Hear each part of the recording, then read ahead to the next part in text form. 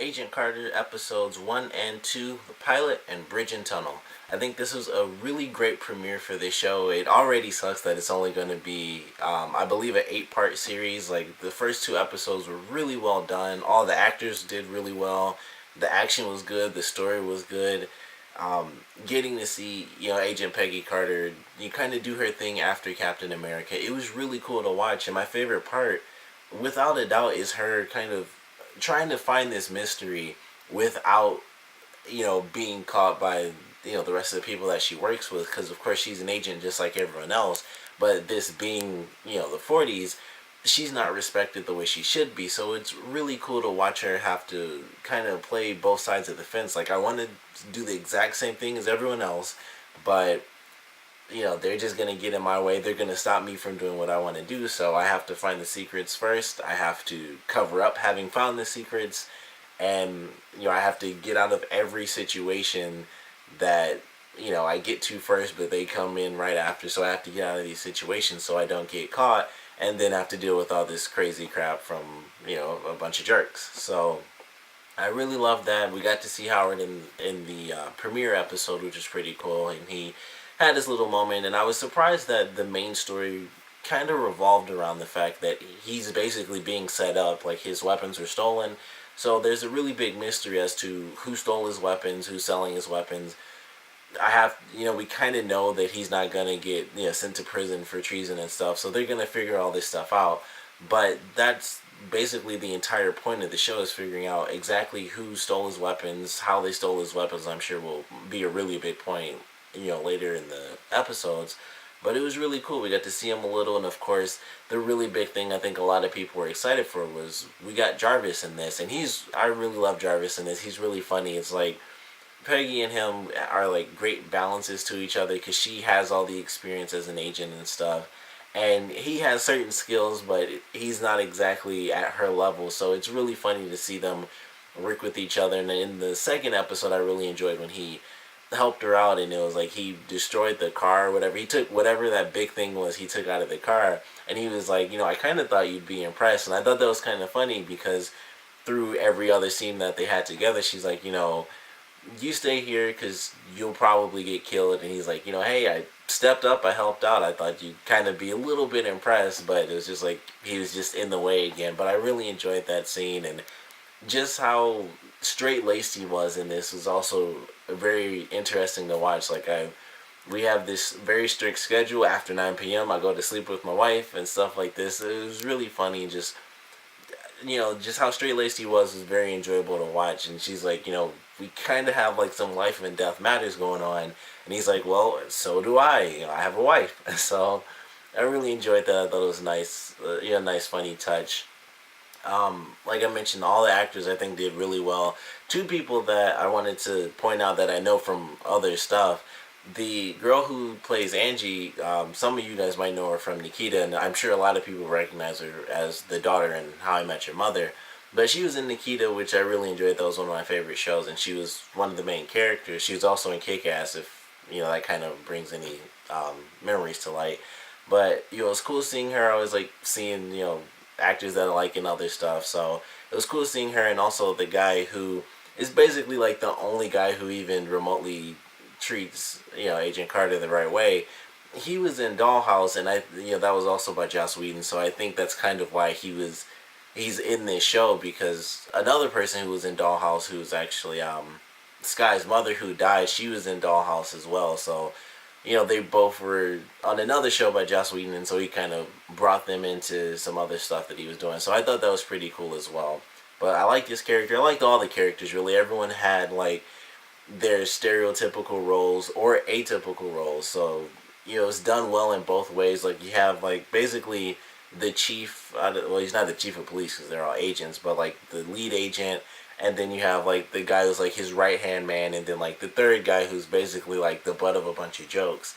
They're like the stereotypical 3 cops that kind of work together and get things done. You got the leader, then the guy who's really good, and it's like, he always ends up getting like the top lead in the case and stuff, so he's gonna end up being like the next lead or whatever in the future. Then you got the third guy who's like just the funny guy. So I think they work out really well. Like, they're very interesting kind of stereotypes, but it just works and it doesn't seem like stupid or silly. It just makes sense, especially since it's actually a period piece, miniseries. So it's fun watching them and having to watch Peggy kind of work her way around dealing with these guys and all sorts of silly stuff. Like when she was in the office, that was one of my favorite scenes. And she was trying to get into the drawer and it was locked. And she's like, bumped her head into the desk and stuff, and she has to like crawl around and hide and stuff so she doesn't get busted because it's like what the heck are you doing? And so just all these little intricate details I really enjoy because she's trying not to get busted once again, and so she has to do something else to not get busted, and it's just like kept compounding, and it will probably keep doing that throughout the rest of this miniseries. So I'm really excited to see just how crazy things get, and also with the way it ended, where she basically dropped the key that she had. It kind of leads to the fact that she may or may not get busted, and of course it's by the one guy who would probably keep her secret and stuff. So hopefully, considering it's only like 8 episodes, it kind of has to be really fast. So it might happen, maybe 2 episodes from now, like in the 4th episode or so, he'll actually bust her, and then it's like they'll work together with Jarvis, and it'll be the 3 of them as a team. But I really enjoyed it. It was a great premiere. There's not much else to say about it. It had good action. It had good comedy. She's kind of just doing her own thing, and it actually had a nice emotional touch to it as well. Like it had the kind of obvious stuff that we expected, which we actually didn't get as much as I expected, which was her kind of mourning the loss of Captain America, and they kind of passed a lot of time from the movie to where the series actually takes place.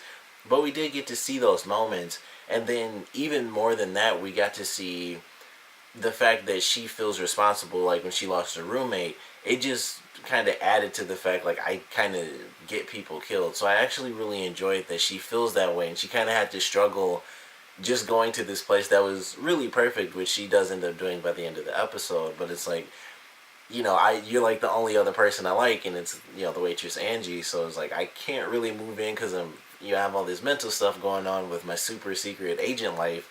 I don't want to get you killed because then you're just another person that I caused to die too soon. So I thought that was actually really cool, and I hope we get more of that because I'd like to see a lot more of the emotional side of things, because this really was, aside from those small moments where her roommate was killed and when she did, they did show her kind of thinking about Captain America, it was mostly just action and espionage, which was really good.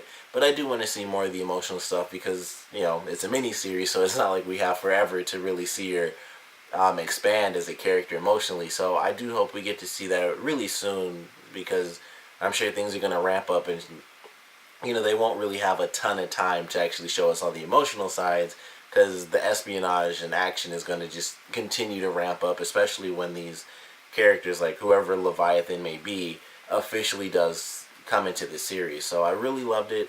I'm excited to see exactly how crazy things get. We got like a little weird with like the chemical that Howard invented, and it was like a super bomb, and it would explode and then kind of absorb everything back in, so it just blow everything away and disintegrate it and then bring it all back in like a magnet, but no matter what the element was.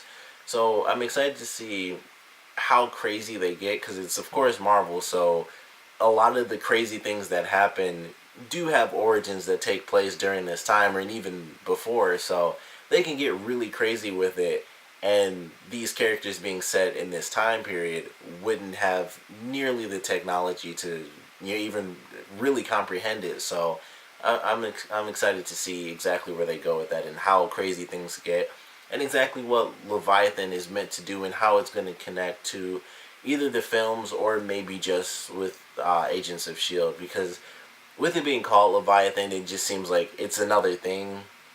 And I thought maybe it just has something to do with Hydra. It's just like, Leviathan is like a sea-type creature, and the Hydra's really like a dragon, so not really a sea creature, but it can be. So, I was just thinking like maybe it's another sect of Hydra or something like that. I don't know, but definitely curious what villains we're going to get, what other references. They had a couple references to some of the films within the Marvel Cinematic Universe, so that was pretty cool. And just, everything that they're going to be doing for this, with it being so short, it kind of just compacts everything together. Like, we're gonna get all the action really fast, and it's gonna happen just set piece after set piece we're gonna get. So I'm excited to see how fast this show moves through the paces and how much story we really get out of what's really going to be like 8 to 10 hours. Like I said, I do believe it might be an 8 part. It could be 10 parts. I don't really remember, but this was definitely a great first start. I think it's hard to find anything that was even bad about this. Like I said, the actors all did well. The action was really good. The story really moved along, and they kind of have to because it's a miniseries, but it moved along and it didn't feel rushed when it moved along. The comedy was really good, like the stereotypical characters, the atypical characters are really good. Like I said, I really like Jarvis and Peggy interacting with each other, and it's like she's got all this training and all these skills, and he's like, I want to have all these training and skills, I really want to help out, but for the most part he's just the driver and that's about it. So I'm excited for the rest of this series. Of course, I want to know what you guys thought about it, so comment below, let me know your favorite parts, your least favorite parts, and I think the biggest question is, are you guys excited for the rest of this mini-series? Because you only got 8 episodes. Either you like it from the beginning or you don't.